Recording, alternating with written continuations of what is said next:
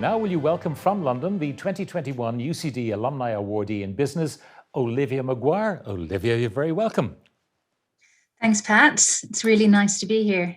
Now tell me about how UCD prepared you for this high-pressure job of managing some $45 billion worth of assets every single day. Well, it was the beginning of a lifelong journey, really, from UCD. UCD was my first step out into the real world in a way. I was about 17 and a half years of age when I walked through the gates of UCD to start my degree. And after my master's, I went straight to London. And, especially Carysford and the Smurfit Business School, where I lived on residence, that was a really great place to set me up for London because the diversity of the people that I met there. I had lots of friends from all over the world, from Nigeria, Kenya, Italy, Spain, America. And, that was an amazing place to really get me settled into the metropolitan life of London. And a lot of my peers from my degree had moved to London. So there was some ready-made friends there for me as well.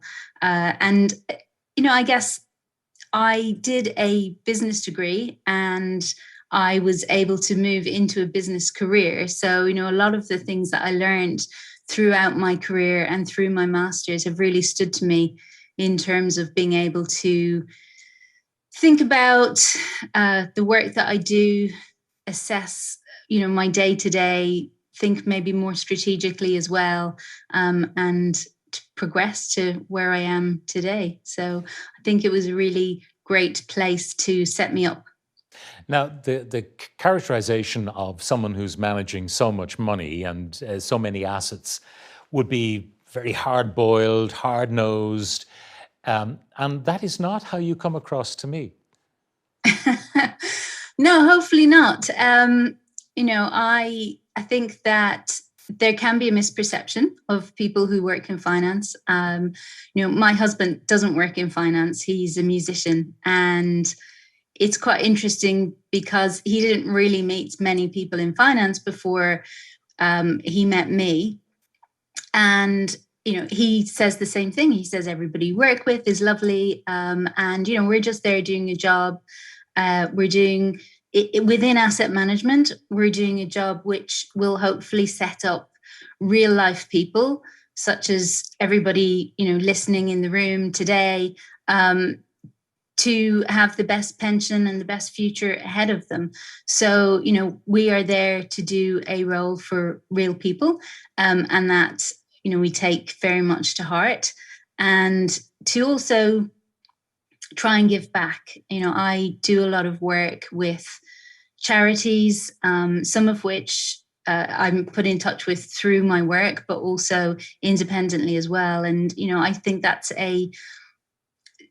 I think those are principles that I've brought with me from childhood and from my parents, and from growing up on the north side of Dublin as well, in a time where, I think we didn't have, it was pre-Celtic Tiger, and it was quite an economically depressed time as well. And I think that those realities stay with you. And yeah, it's nice to know that you think I don't come across like that. I did mention the kind of assets that you are responsible for managing. And I wonder, how do you get to that point? I mean, do they give you sort of $1 million, first of all, to manage and see how you do? Then they give you 100 million. Then they might even give you $500 million, and then you work your way up. Is that how the system is? Well, I mean, yeah, you don't start managing lots of money on day one. I actually started in technology, believe it or not. So I worked for 5 years in technology at the same firm that I'm at now. And then I was able to make the transition into asset management and to become a portfolio manager. And a lot of people ask me, well, how did you do that? Because it's such a different role, and you didn't have experience of managing money before. But I think that was down to, a lot of research and trying to remember a lot of things that I remembered in my degree when it came to the interviews, but speaking to people and also just coming across as a fit within the team and being additive to the team. Culturally additive, I think, is a really important thing as well. And, I didn't get my name on a fund on day one for sure. You have to learn those skills, and you have to ensure that you're properly trained for the role, and that you are doing the best for your clients. So, you learn on the job and through training and through experience, and over time, hopefully you'll run more assets or be taking more risk, and hopefully be also delivering for the people who are invested in your funds and for their pension and their retirement and their futures. So tell me this, Olivia. As a child, did you save or spend your pocket money? I'm sure when my siblings and my mum hear this, they may laugh at that question, but I used to save. I was a big saver. My sister started work when I was probably 10 in Bank of Ireland in Ballsbridge. I'd never set foot in it because we lived on the opposite side of the city, but she set me up a bank account, and I used to save my pocket money and put it in there. And I used to lend out my pocket money as well to my siblings if they needed it. So I was a bit of a saver. And I think I've probably retained that to this day. But it was, as I said, it was an economically depressed time. So it was nice to save, and you had really high interest rates as well. It was back at the time where for people who had mortgages and such like, it wasn't such a great time. There was very high interest rates, but for a 10-year-old saver like me, it was very exciting when you brought in your book and you got your interest paid. In those days, there was some interest paid on savings accounts. I should ask you about your advice to students either at the Michael Smurfit Business School at UCD or those who are studying business in the university itself. Your advice, because I would say to most people, even those so accomplished as students, the City of London is a daunting place. Yes, it is. I think that there are so much more opportunities now in Dublin as well, and the financial industry is so much bigger and broader in Dublin. But yeah, just stepping out into the real world, into a job, is daunting, no matter where you're doing it, and especially if you're moving away from home. But I think be brave.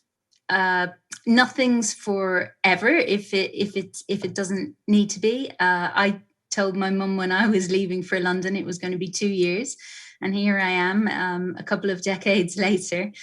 But be brave, be true to yourself, take leaps of faith, enjoy what you do. That's really important. Try and be in a place that you're enjoying what you're doing, you're enjoying the team around you, and that you're having fun. But take care of yourself, both physically and mentally, I think are really important.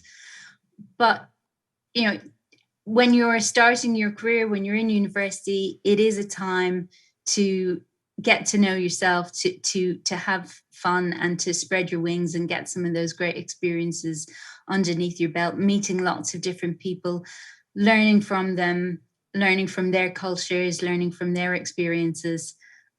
So it shouldn't be daunting.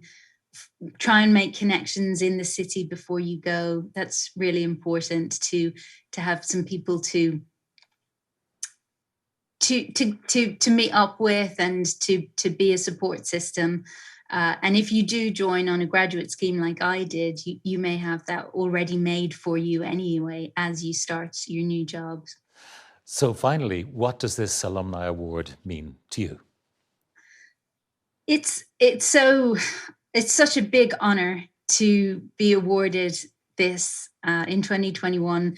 When I saw the list of other awardees that I was alongside, I was so humbled. It's such an amazing recognition from the university, where I had such a really nice time and spent 4 incredible years, as I said, setting me up for my future career.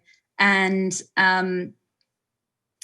it's hopefully going to inspire the next generation of students, those who have just graduated, those who are just starting, those who are in the middle of their degrees, to do great things once they leave the university. And hopefully I can be a role model for that to them, and that they will follow in the footsteps of all the awardees over this year and over the last few years. Well, Olivia, congratulations once again, and thank you very much for joining us from London. Thank you very much, Pat. It's really lovely to be here.